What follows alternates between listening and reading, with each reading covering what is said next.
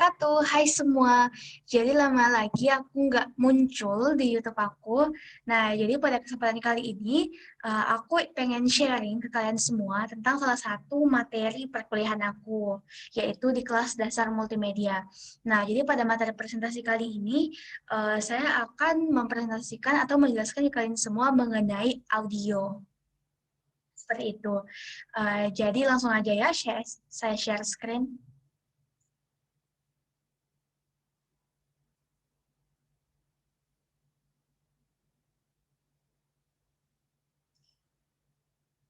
Oke, baik teman-teman. Jadi di sini sebelumnya saya perkenalkan diri ulang. Perkenalkan nama saya Maya Azkia dengan NIM D0411911004. Nah, seperti yang saya bilang tadi, saya akan menjelaskan materi mengenai audio untuk kelas dasar multimedia A sebagai tugas pengganti dari ujian tengah semester. Nah, baik. Pertama kita introduction dulu. Jadi audio adalah bunyi yang dihasilkan oleh getaran suatu benda. Nah, getaran suatu benda ini yang menghasilkan sinyal analog dengan amplitudo yang berubah secara kontinu terhadap waktu.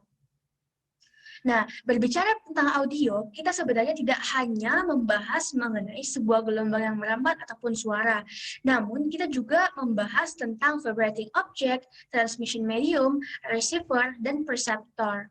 Jadi, pertama itu vibrating object, teman-teman. Nah, jadi vibrating object ini adalah benda yang bergetar. Jadi, bisa kita bilang vibrating object ini adalah sumber dari suara itu, seperti itu. Nah, karena suara itu kan dihasilkan dari sebuah benda yang bergetar. Nah, selanjutnya setelah benda itu bergetar, muncullah gelombang suara ini. Nah, gelombang suara ini kemudian akan ditransmisikan melalui transmission medium seperti ini. Seperti ini.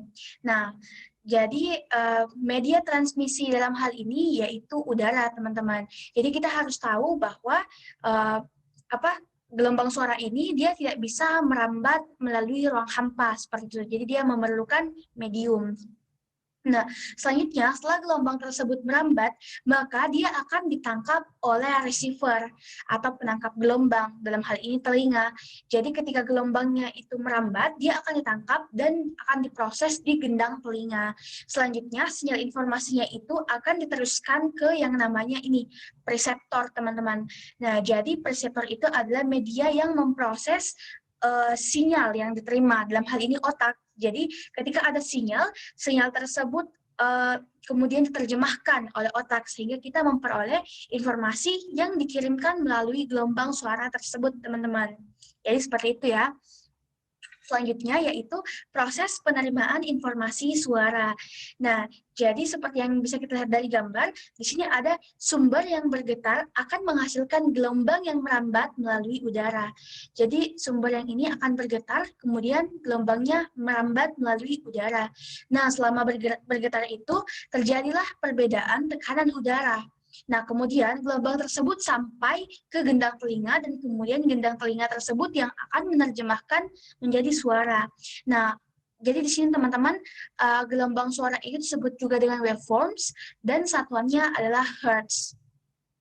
Nah, selanjutnya, adapun gelombang suara yang periodik, itu adalah getaran suatu benda yang berupa sinyal analog dengan amplitudo yang berubah secara kontinu terhadap waktu. Nah, gelombang mempunyai pola yang sama, gelombang ini mempunyai pola yang sama yang berulang dalam selang waktu tertentu, teman-teman. Nah, jadi gelombang ini adalah gelombang yang ketika kita mendengarnya itu kita paham, oh informasinya itu seperti ini. Nah, selanjutnya ada juga gelombang suara yang tidak bisa yang kita tidak tahu maksudnya apa, seperti itu namanya noise. Nah, noise ini merupakan suara yang memiliki gelombang yang tidak periodik dan tidak beraturan. Nah, noise ini biasanya hanya mengganggu sinyal suara tersebut, teman-teman.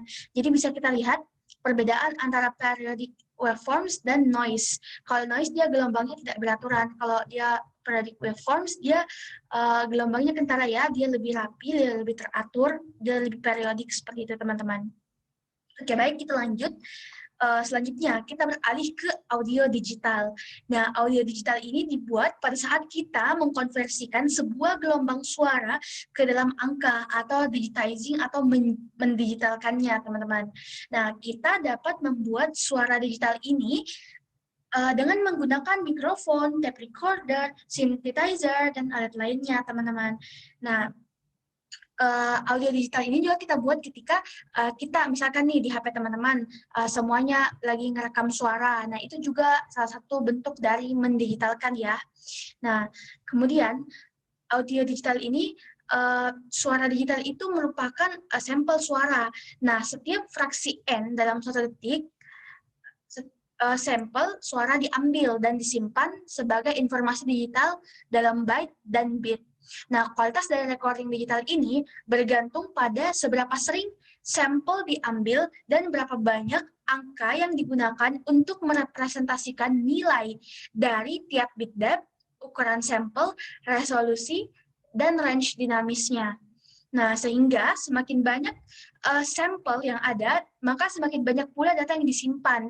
Maka kualitas dan resolusi suara pun yang diputar akan semakin bagus. Tapi di sini kita harus ingat nih, ketika resolusi suara tersebut semakin bagus, tentu dia akan memiliki ruang, membutuhkan kapasitas ruang yang lebih besar seperti itu. Next, yaitu representasi dari suara. Nah, jadi gelombang suara dalam bentuk analog ini akan diproses, dimanipulasi untuk menjadi sebuah suara digital seperti itu. Nah, jadi dia itu gelombangnya dimanipulasi sedemikian rupa sehingga dapat diubah ke dalam bentuk digital.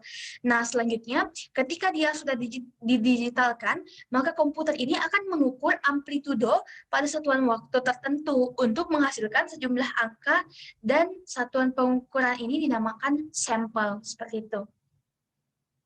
Nah, selanjutnya, digital to analog converter, teman-teman. Nah, jadi digital to analog converter ini yang tadinya kan kita memproses dari digital ke analog. Dari analog ke digital. Nah, ini kita akan memproses dari digital ke analog. Nah, jadi di sini kita merekonstruksi kembali sinyal analog yang tadinya sudah dikonversi menjadi dalam bentuk digital. Nah, selanjutnya DAC atau Digital to Analog Converter ini biasanya hanya menerima sinyal Digital Pulse Code Modulations atau PCM, seperti itu. Jadi PCM ini adalah representasi digital dari sinyal analog, di mana gelombang sampel secara beraturan berdasarkan interval waktu tertentu yang kemudian diubah ke binar. Nah, proses pengubahan ke binar tersebutlah disebut sebagai kuantisasi. Nah, jadi gitu teman-teman. Kemudian, ada pun contoh dari DAC itu adalah seperti sound card, CD player, MP3 player, dan iPod. Selanjutnya, channel dari suara ini. Nah, channel suara ini sebenarnya terbagi menjadi dua, yaitu monofonik dan stereofonik. Apa sih monofonik dan stereofonik itu? Nah, next kita jelasin ya. Nah, jadi channel monofonik. Nah, channel monofonik itu adalah biasa disebut suara mono atau suara non-stereo. Dan sistem suaranya menggunakan satu saluran audio untuk keluaran suara. Nah, jadi dari namanya itu kita tahu kan mono itu satu, seperti itu. Nah, suara monofonik ini adalah format yang paling dasar dari keluaran suara. Nah, kemudian monofonik adalah suara yang berasal dari satu sumber. Kemudian semua speaker dalam sistem monofonik ini seperti intercom itu akan membawa sinyal yang sama. Jadi dia cuma ada satu sumber, satu output seperti itu. Selanjutnya channel stereofonik.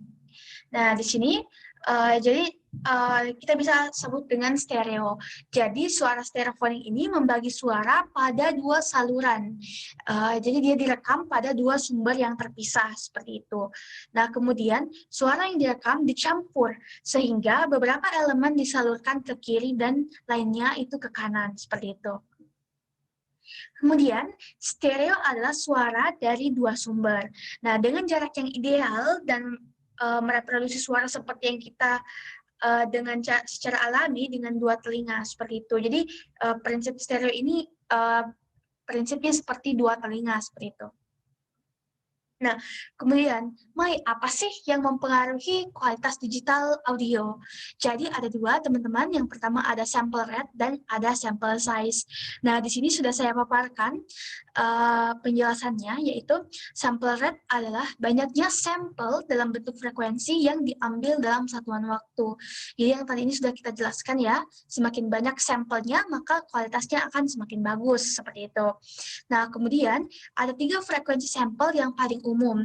Ada 11,25 kHz, ada 22,05 kHz, dan ada 44,1 kHz. Gitu, teman-teman. Nah, saya juga udah jelasin tadi, semakin tinggi sampel rate-nya, maka semakin banyak sampel yang akan diambil. Nah, dengan demikian, semakin baik pula kualitas audio digitalnya dan semakin besar pula file audionya. Seperti itu, teman-teman. Nah, yang selanjutnya yaitu sample size. Nah, sample size adalah jumlah informasi yang digunakan untuk merepresentasikan nilai dari setiap sampel, seperti itu. Nah, jadi sample size yang paling umum adalah 8 bit dan 16 bit, gitu teman-teman. Nah, sampel 8 bit ini memungkinkan 256 values yang digunakan untuk mendeskripsikan audio, sedangkan sampel 16 bit ini memberikan 65.536 values. Nah, semakin besar ukuran sampel, maka semakin baik pula kualitas audionya. Seperti itu. Nah, selanjutnya, Mai, kenapa sih suara di multimedia itu penting? Nah, jadi sebenarnya ibaratnya kayak gini teman-teman, ketika kalian menonton sebuah video tanpa suara, itu tentunya sangat kurang kan yang dirasa, kita merasa sebuah kekurangan gitu loh. Nah kemudian ibaratnya gini nih, sekarang saya lagi menjelaskan tentang materi. Ketika saya cuma memaparkan slide saya tanpa ada audio yang keluar, tentu apa yang saya paparkan ini menjadi kurang menarik. Nah, jadi dengan adanya suara ini, dia itu bisa memperkuat pesan atau tema, itu yang pertama. Kemudian dia juga bisa mempengaruhi mood. Nah, kemudian untuk menarik minat dari audiens. Nah, selanjutnya untuk melengkapi narasi dalam sebuah video. Dan yang terakhir untuk meningkatkan atau alert dari audiens. Misalkan kita ingin menyentel kegiatan cuma berapa jam seperti itu. Jadi dengan adanya suara ini kita bisa memanfaatkannya buat alerting teman-teman. Nah, jadi kayak gitu sih penjelasan simpelnya. Selanjutnya format audio. Jadi ada beberapa format audio di sini teman-teman. Yang pertama ada AAC atau Advanced Audio Coding. Bisa kita lihat MP4A. Kemudian ada waveform audio. Biasa kita lihat itu .wav, kemudian audio interchange file format atau AIF, kemudian ada audio CD atau .cda, kemudian ada MPEG audio player 3 atau MP3. Nah, kemudian ada MIDI atau Music Instrument Digital Interface. Nah, selanjutnya, Mai, apa sih software pendukungnya gitu loh. Jadi, software pendukungnya itu ada Sound Recorder Winamp, ada Real Player, ada Windows Media Player, ada KMP Player, ada QuickTime, XMMS, ada Zoom Player, Jet Audio, SoundForge, iTunes, DB Power Amp, Music Match Jukebox, dan masih banyak lagi teman-teman. Jadi kalau kita ngomong software ini sebenarnya ada banyak, apalagi sekarang di tengah zaman yang udah berkembang, itu pasti ada banyak banget software. Tapi ini aku jelasin yang secara umum aja ya. Nah, selanjutnya formula. Mai, gimana sih cara buat mengukur kapasitas yang dibutuhkan ketika kita merekam sebuah audio? Jadi di sini caranya yaitu dengan mengalihkan semua elemen-elemen ini seperti itu. Ada sample rate, ada sample size, channel, dan duration. Jadi semuanya itu kita kalikan aja teman-teman. Contohnya, Mai, liatin dong. Nah, gimana? Kayak gini loh, teman-teman. Problemnya, jadi misalkan, itulah besarnya storage space yang dibutuhkan untuk merekam audio 8 bit 11 kHz monosound selama, ini tipe ya teman-teman, terus selama 10 second. Nah, jadi sound file size-nya itu kita kaliin aja 11.000 kHz. Jadi ini kita konversi dulu menjadi dalam bentuk hertz. Jadi dia ada 11.000. Kemudian kita, karena dia monosound, jadi kita kali 1. Nah, kemudian 8 bit. Nah, jadi kita harus ingat 8 bit itu 1 byte ya, teman-teman. Jadi di sini kita kalikan 1 byte seperti itu. Ini sebenarnya kita konversi dulu ke byte. Kemudian kita kalikan 10 second. Jadi dia di sini hasilnya ada 110.000 byte. Jadi di sini kita menggunakan sampel byte seperti itu, teman-teman. Nah, jadi itu aja mungkin penjelasan aku pada kali ini. Lebih dan kurangnya mohon dimaafkan. Maafkan kalau berlebihan atau maafkan juga kalau ada yang kurang. Itu murni datangnya dari saya. Nah, lebih dan kurangnya mohon dimaafkan. Wassalamualaikum warahmatullahi wabarakatuh.